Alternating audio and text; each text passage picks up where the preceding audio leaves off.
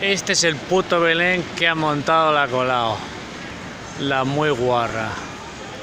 Imagínate. Qué tontería y qué estupidez ha montado aquí. Esto es de vergüenza. Una auténtica porquería. Mira. Jesús. Es que esto es un insulto a la inteligencia. Mira tú. Vaya mierda que han montado aquí.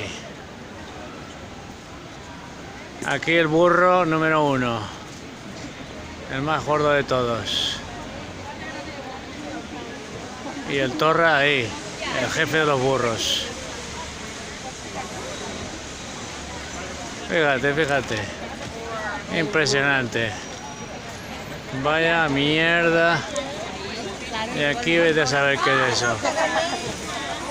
Y aquí una barretina, imagínate, aquí. La reina de la barretina. Anda que no.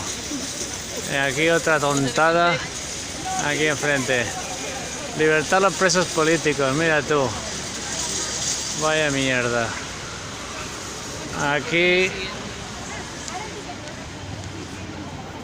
Aquí la cornamenta.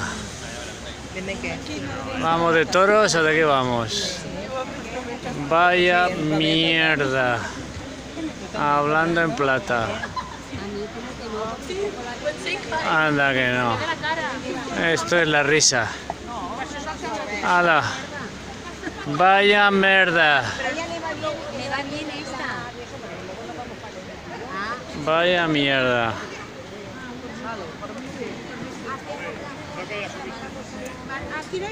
Mira, mira, mira.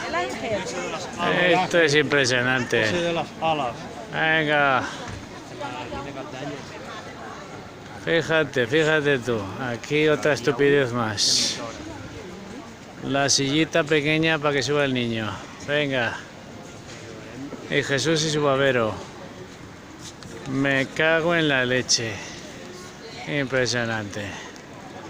Ahora, apaga y vámonos. Que esto ya no tiene nombre. La Colau ahí enfrente. ¡Hala! La próxima que viene a tomar por culo ya. Se acabó.